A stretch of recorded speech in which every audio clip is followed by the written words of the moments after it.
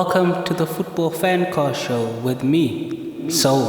This show is going to be something very unique. Well, no, not really. There's a lot of these shows in it. Yeah, there's a lot of these shows where you have, well, it's going to be unique because on most shows you have journalists who discuss football. You're going to have a fan discuss football. That's me. I'm a fan. So it's going to be cool. I hope you guys are going to enjoy it. That's what the show will be about, just me discussing different football games, football teams, situations, transfers, sagas, the England Gate situation with Mason Greenwood and Phil Foden. If you don't know, go search them up. They are two horny prospects, hot prospects from Manchester. Okay, I'm done with that. I'm done with Phil Foden and Mason Greenwood, man. Just thought of something. His name is Greenwood. Mason Morningwood. I'm done. Okay, so I'm done. But yeah, the Premier League season is starting soon. Well, when I say soon, I mean like it's starting. You know, starting Saturday. Today is like Wednesday. So don't know when you guys are gonna hear this. It'll probably be Friday, or it might even be a month after. Who knows? Depends on how I feel. The Premier League this season, it looks insane. When you look at I'm not going to talk about the title challenge. I feel like there's just two teams in it. It's just Liverpool and Man City.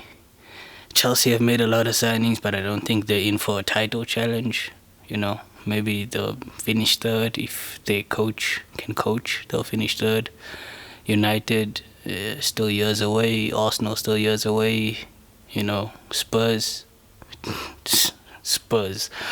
But yeah, it's gonna be an interesting season to see what happens with Champions League, with Europa League, with the relegation battle. You know, it's just another season in the Premier League.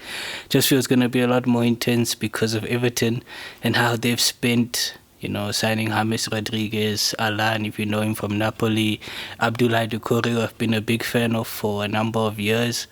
You know, it's a nice tall box-to-box. Strong central midfielder. You don't have a lot of those left. You know, if Paul Pogba ran, you know, that type of player, but Paul Pogba's more of a pass, you know, chill vibe footballer, and that's good. Pogba's top quality.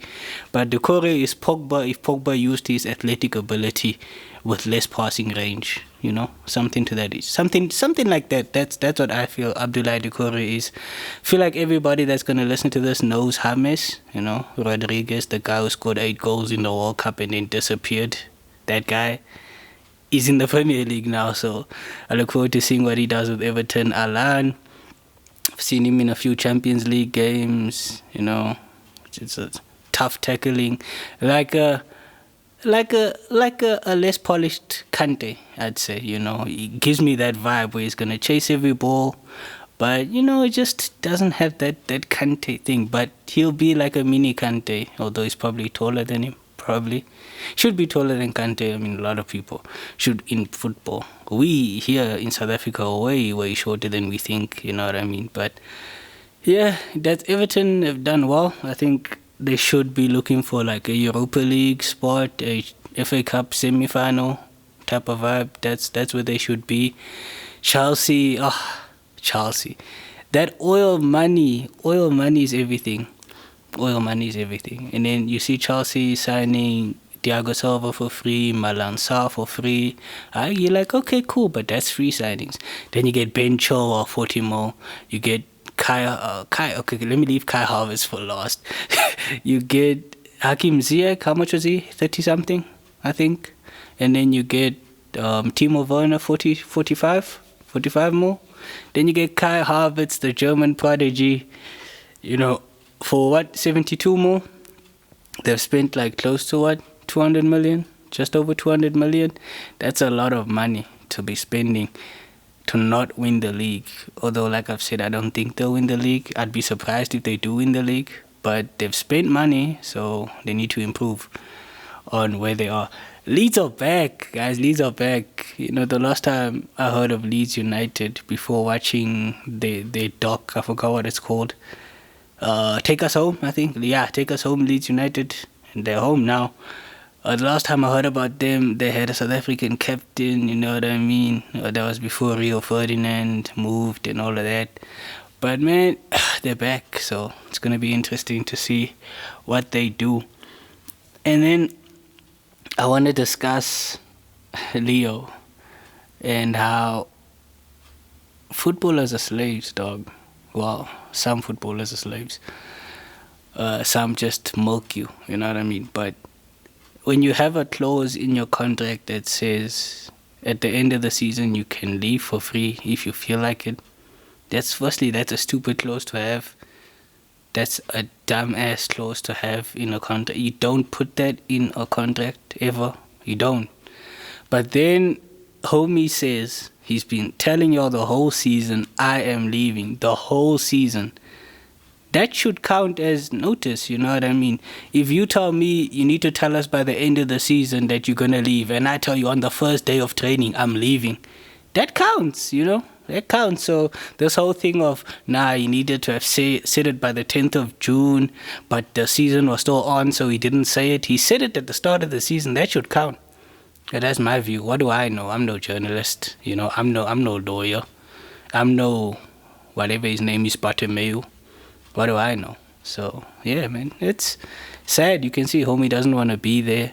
In his mind, he was like, Pep Guardiola, Man City. And now he's back to Barcelona and the shitty boys. That's where he... that's where he is. It's sad, but that's life. You don't always get what you want. It doesn't matter who you are. You don't always get what you want. And I want to know... to whoever's going to be listening to this, what you guys think of the knockout, the way the Corona forced Champions League to go, where from, I think it was the quarterfinals, it became one of, you know what I mean? You know, one leg knockout. I like that. I like the idea of it. I understand why some people will be against it, because where the match is going to be, fans won't get to travel to see their team at their stadium and all of that. But I feel like we have outgrown the away goals rule. It's a stupid way to go out of a competition because someone else scored more goals at your home. You know what I mean? That means they're basically telling you that you should defend better at your home. Shouldn't there be a home goal? You know, at home you attack to win, right? So there should be a home goal rule if you're going to have two legs.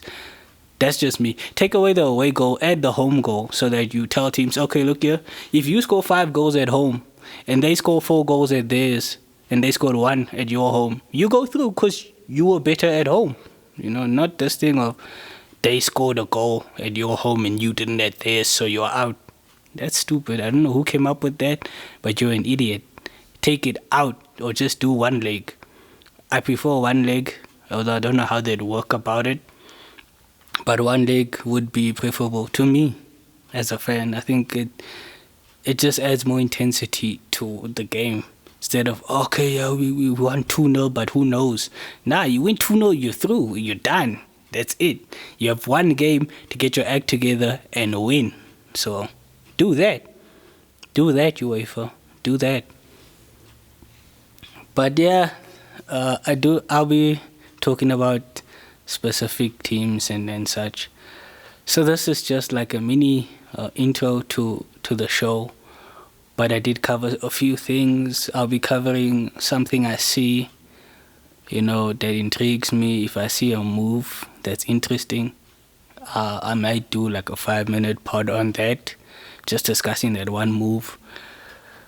If I see a game that was interesting where I felt like a team got robbed, you know, if I watch a couple of Man U and Liverpool games, I'm sure I'll find something. But yeah, I'd rather not attack VAR because you can buy it and you've seen it last season. So I'd rather not discuss that type of thing. But man, football is so interesting. There's so many things I can talk about. Like I said, I can do team specific things. I can focus on a specific player. I can focus on the game. So I think this is going to be fun. And I hope you guys will enjoy this and be with me when I do this. You know, the Football Fancast show with me, Soul.